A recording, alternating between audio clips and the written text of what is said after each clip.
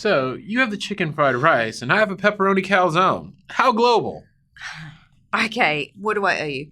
About 1750? Oh, okay. Oh, that reminds me.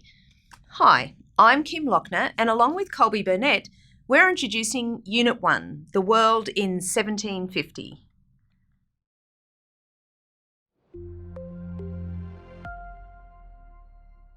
Nothing is particularly important about the year 1750. It's not a more significant year in world history than 1749 or 1751 or even 1650 or 1550.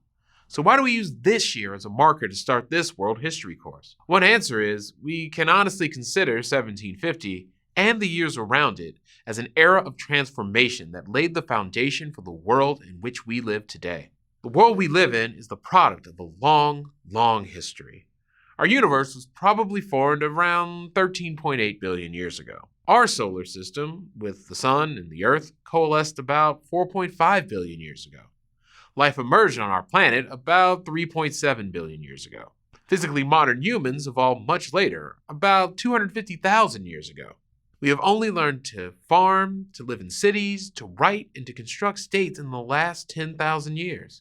All of this happened long before 1750. If we could have looked at the Earth in the year 1750 from a satellite in orbit, we would have found a patchwork of human societies on every inhabitable continent. If we zoomed in a bit further to the cruising altitude of a jetliner, we would have seen a lot of stuff that looked very different from today. But many societies in 1750 would look pretty much the same as in 1650 or 1550 or even 1450.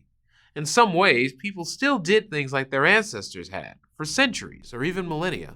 For example, in 1750, production and distribution of goods was generally carried out through well-worn systems. People still mostly obtained energy from the same sources as ancient societies: human power, animal power, water power, and ultimately the sun. Most people were still farmers who produced their own food. Only a few were specialists. Much of what these specialists made, leatherwork, iron or paper, had been around for quite a while. Most networks were also quite limited and unsophisticated. Most goods travelled only short distances to market. Most people only knew other people from a few miles away and rarely travelled more than maybe a few miles from the place they were born. A few religious and philosophical ideas were spread quite widely, but most culture that people possessed was only shared with people in nearby areas. The communities of 1750 were politically varied, but mostly would have been recognisable to visitors from 1,000 years before. People lived in kingdoms, chiefdoms, and religious states. Religion played a central role in most people's lives, like it had for many centuries. Most large religions were hundreds or even thousands of years old. The world of 1750 was changing. Steam power engines emerged for the first time as inefficient little experiments in China.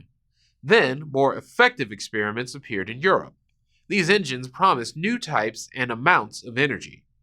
New products were produced at greater rates, including complicated tools like microscopes, innovative weapons like the flintlock musket, and new medicines like quinine for malaria. These innovations and the people who carried them moved further and faster around the world. Colonization decisively linked the Americas to Europe, Asia, and Africa only a few centuries previously. Trade networks and colonization were even starting to integrate Polynesia and Oceania into this system. Scholars who had traveled along these routes were using their new knowledge to imagine new kinds of communities. These were more representative, more democratic, or were more imperial and exploitative. So in what ways was this world of 1750 a story of shared human experience?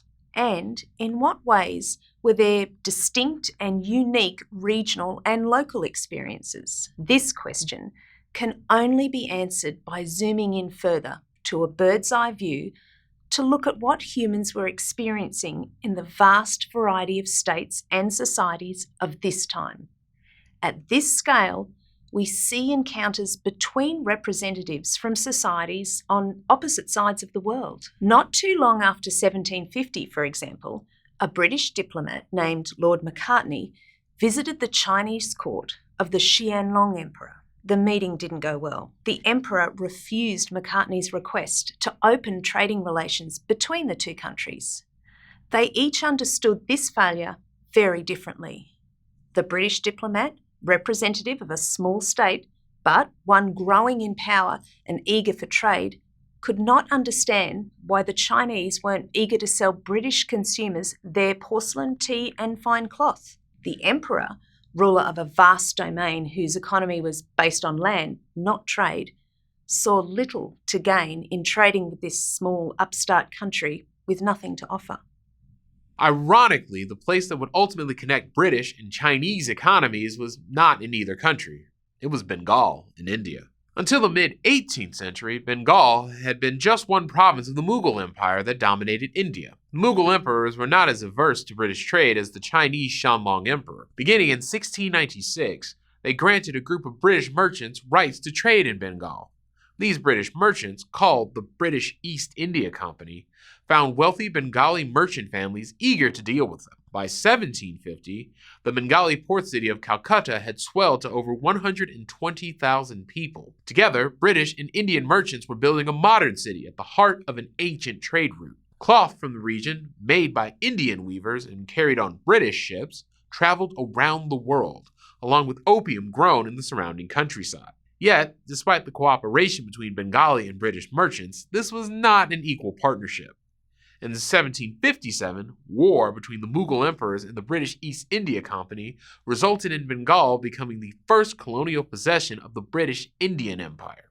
Britain would eventually use the wealth of Bengal, and in particular its opium, to break open trade with China. We'll encounter that story later in this course, when we look at the Opium Wars of the mid-19th century. Britain, Bengal, China.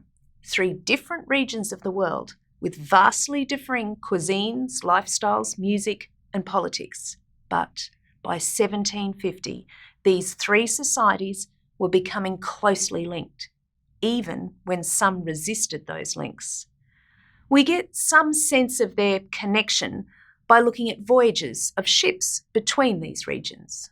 This map shows just British ship journeys around the world in the half-century after 1750. The huge fleets of ships leaving Britain went many places. A great number went around southern Africa to India, including Bengal.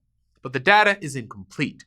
Most of the shipping between Bengal and other parts of Asia, including China, was in fact carried on Asian-owned ships, and we don't have a complete set of records for these journeys. A more complete version of this map would show even denser networks of trade linking Britain to India and China. Societies all over the world were connecting in similar ways in 1750. Africa, the Americas, Europe, Asia, Polynesia, Oceania were all connecting. But these connections happened in an uneven way. Some regions integrated rapidly. Others came together slowly and fitfully. Within each region, some people quickly adopted new cultures and ideas, and others resisted. All of these reactions, from embracing change to resisting it, contributed to shifts in the way people understood and lived in communities, to the building of networks of exchange across the world, and to the production of new goods and their distribution over larger and larger trade networks. Not too long ago, historians described world history from 1750 to the present as the rise of the West, and its main story was one in which European and North American countries, like Britain, innovated their way to global power. But the relationship between Britain, Bengal, and China shows this history was more complicated, more entangled, and more global. And this story is just one of the many entangled global stories in this era. Together, these stories give us a picture of how many ideas and institutions of the world in which we live emerged in this time. The nation-state, industrialised economics, modern imperialism, capitalism, and later socialism. The mid-18th century was the nursery of these modern institutions, and that is why we begin this course in 1750. Wow, this is a lot to digest. Oh, Need an antacid? No, I meant all the massive changes to human existence in the last couple of centuries. Oh, I knew that. Is that one orange? Yeah.